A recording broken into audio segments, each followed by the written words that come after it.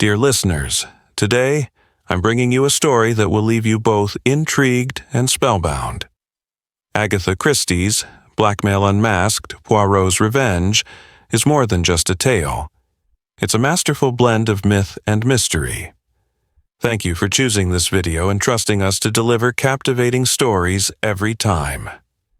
Don't forget to hit that subscribe button so you never miss out on our mesmerizing narratives. Let's dive in and uncover the twists and turns of this fascinating story. Blackmail Unmasked, Poirot's Revenge is part of Agatha Christie's celebrated collection, The Labors of Hercules. Each story in this collection mirrors one of the mythological labors of the Greek hero Hercules, but with Christie's signature twist, a modern detective narrative steeped in symbolism and intrigue. This particular story draws from the myth of the Stymphalian birds, terrifying creatures with beaks of bronze that feasted on human flesh. Hercule Poirot, the beloved Belgian detective, finds himself in a parallel challenge where he confronts human birds of prey, vicious and cunning criminals whose malice rivals that of the mythical creatures.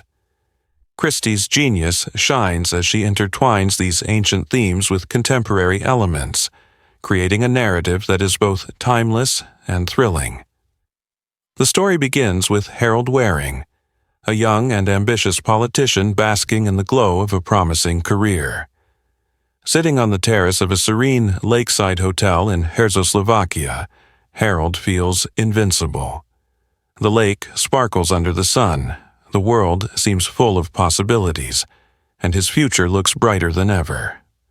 At only 30, he has already achieved the coveted position of Undersecretary, a feat that has earned him the praise of the Prime Minister himself.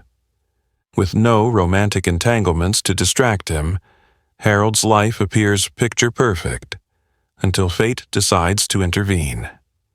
Harold's restful escape is interrupted by the arrival of two enigmatic figures who exude an air of foreboding.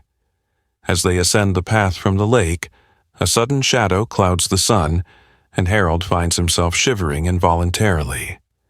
The women's peculiar appearance captures his attention immediately. Their long, bird-like noses, flapping cloaks, and piercing, inhuman gazes evoke an unsettling resemblance to predatory birds. He thinks to himself, "Birds of ill omen." This fleeting thought plants a seed of unease in Harold's mind, setting the tone for the events that follow. The unsettling atmosphere thickens as Harold engages in conversation with Mrs. Rice, an older Englishwoman staying at the hotel with her daughter, Elsie Clayton. Mrs. Rice is a commanding presence, a sharp contrast to her gentle and reserved daughter. Through their exchange, Harold learns about Elsie's unhappy marriage to a violent and jealous man named Philip Clayton.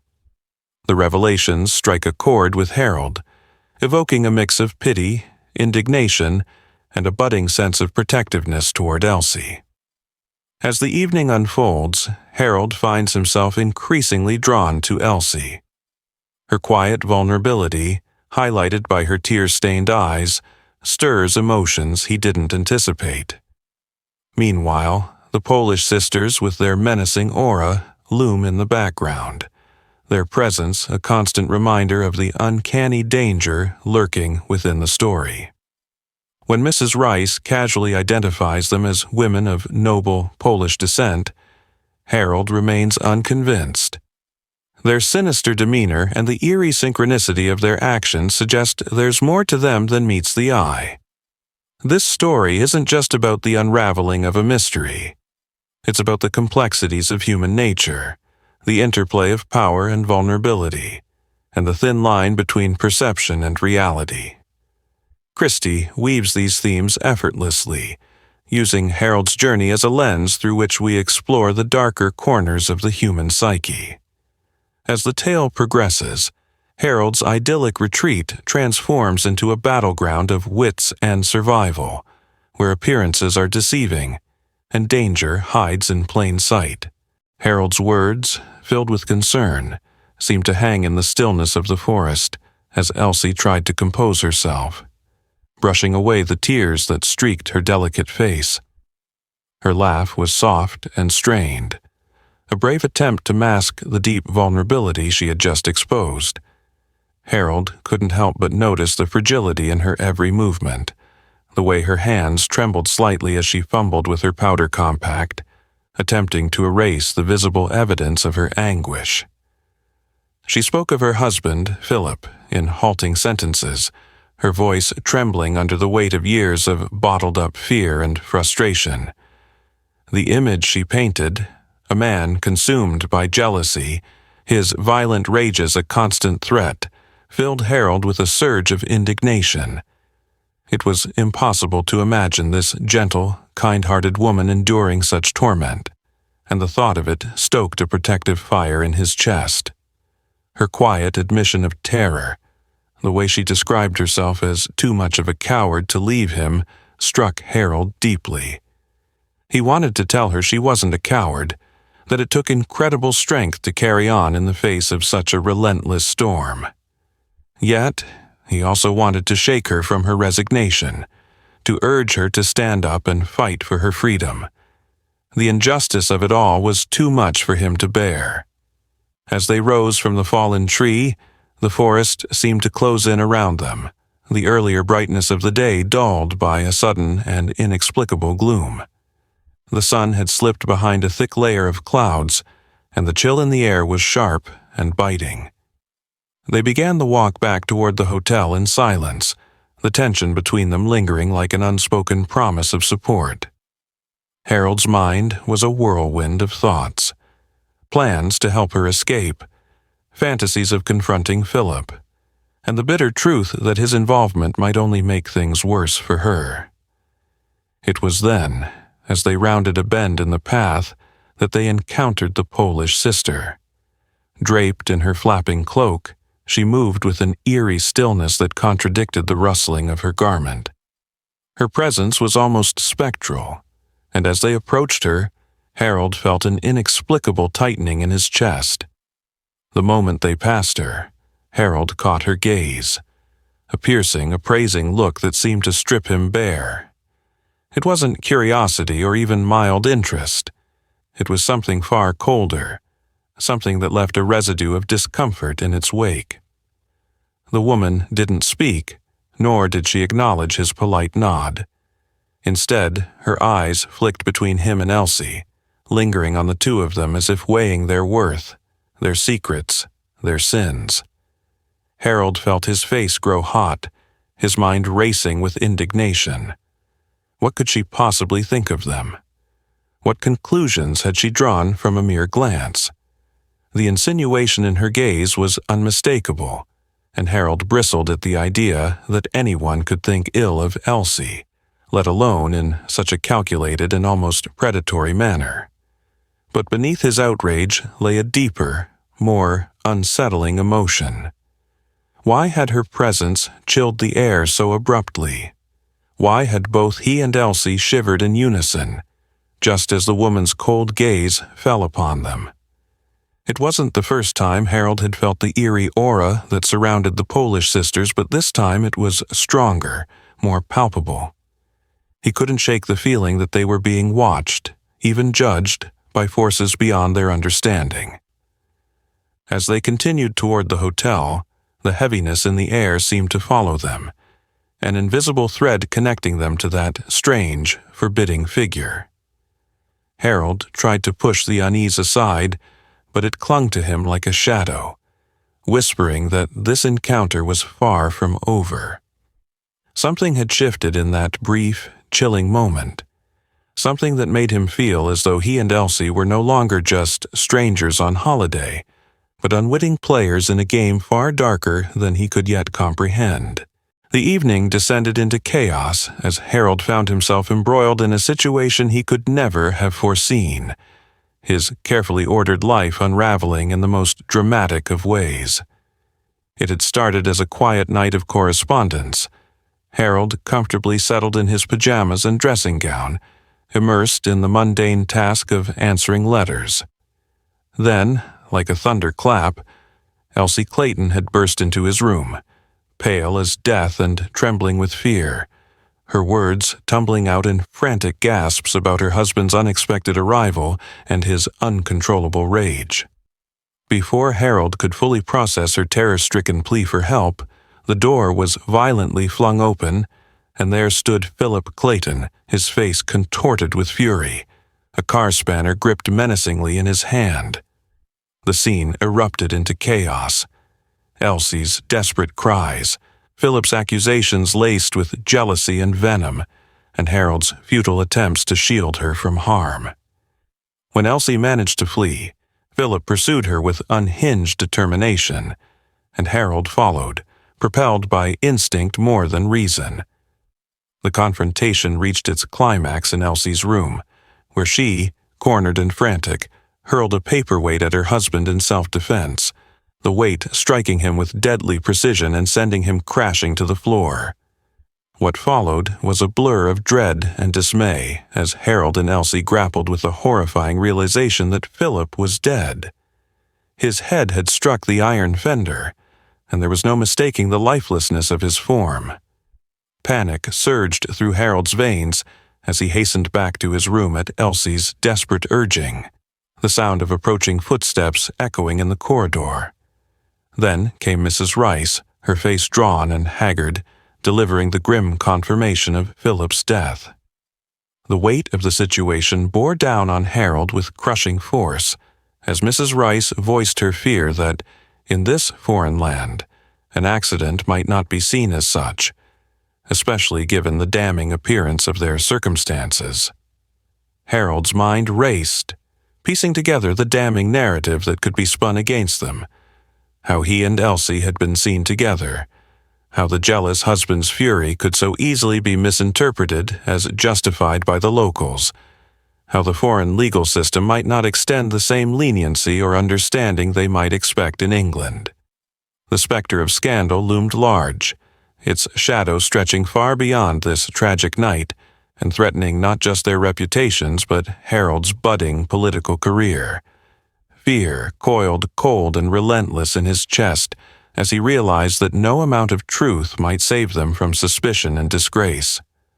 The paperweight, the presence of a witness who had already harbored misgivings, and the undeniable fact that he had been in Elsie's room at the time of Philip's death painted a damning picture that no mere testimony of innocence could easily dispel. Harold, always so measured and in control, felt the walls closing in on him, his mind consumed by a single, inescapable word that now defined his existence. Disaster. The tension in the air was suffocating, but Harold's mind raced through every possible solution. He'd never imagined he'd be faced with something so horrific, so utterly beyond his control. A scandal like this, if exposed, would destroy him. The end of his career, his reputation, his very life.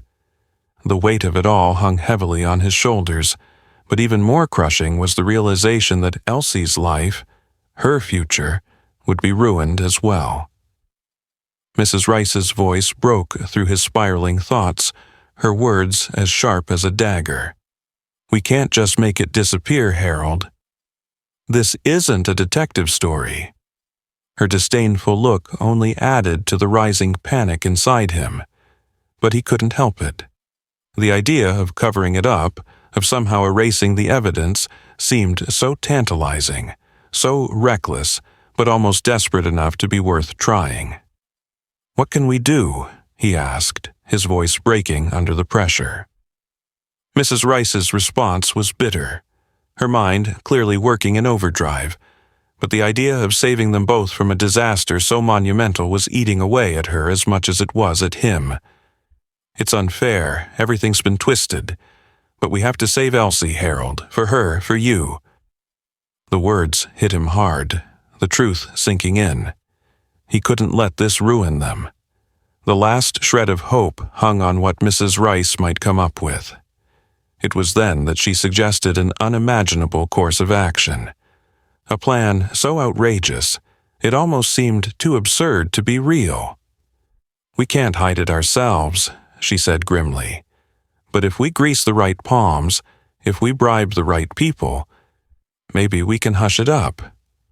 Harold almost laughed at the absurdity of it, but as she outlined the steps, how the manager and the police chief might help them, how the right sum of money could make everything vanish, his skepticism turned into something else. Could it work? Could they actually buy their way out of this? The idea was shocking, but the sense of relief, the possibility of escaping the nightmare, seemed to overshadow any doubts. Mrs. Rice, with a determined glint in her eyes, got to work immediately, leaving Harold to stew in the mess they were creating. The hotel manager was summoned, a corrupt figure willing to sell them the peace they so desperately needed, and the police chief was already paid off. The story was set. Philip Clayton would be declared to have died from a heart attack. He'd taken a walk, left the hotel, and tragically fallen onto the tracks. The official story would be neatly packaged, ready to erase any trace of what had truly happened. Harold stood back, watching the process unfold with a mix of disbelief and uneasy relief. "It's almost too easy," he muttered. "It's as if this sort of thing happens all the time." Mrs. Rice's expression didn't shift. This was business as usual in a place where corruption was the rule, not the exception. "It's disgusting," she said, her voice cold, "but it's our only chance." Hours later, when the papers were signed and the police had left, a strange calm settled over the trio. For a moment, it almost felt like everything was back to normal. But as they sat together, sipping coffee on the terrace, the shadows of what had transpired still clung to them like a suffocating fog. The two Polish women sitting at the far end of the terrace caught Harold's eye, their unsettling, bird-like features sending a chill down his spine. The longer he stared at them, the more he felt a nagging sense of unease. Were they somehow involved in all this? Did they know more than they let on? But just as his thoughts began to spiral again, Mrs. Rice came back from a meeting with the police, her face betraying no hint of the pressure she had just endured. "It's done," she said, her tone almost too light. "We've won. Everything's in place." They celebrated, if you could call it that, a glass raised in relief, toasting to their future, to the success that lay ahead. But Harold couldn't shake the feeling that this wasn't over. Something was still lurking in the shadows, something he couldn't quite grasp. And then, as if on cue, the two Polish women rose and walked over to them. They exchanged polite but knowing glances, their eyes lingering just a moment too long on Elsie and Harold. Something in their gaze sent a shiver down Harold's spine, and for the first time in hours, he felt the weight of the darkness pressing in around them again. The game, it seemed, was far from over. A little smile lingered on her lips, a smile that sent a chill down Harold's spine. It wasn't a kind smile. Harold glanced over at Mrs. Rice, who was listening intently to the Polish woman. Though the words were foreign to him, the expression on Mrs. Rice's face was unmistakable. It was a look of defeat, of long-buried anguish resurfacing. She spoke in brief, hesitant replies, but it was clear the situation was slipping out of control. The two sisters rose from the table, their movements stiff and mechanical. They bowed slightly before walking toward the hotel, leaving a heavy silence in their wake. Harold leaned forward, his voice barely above a whisper. "What's going on, Mrs. Rice?"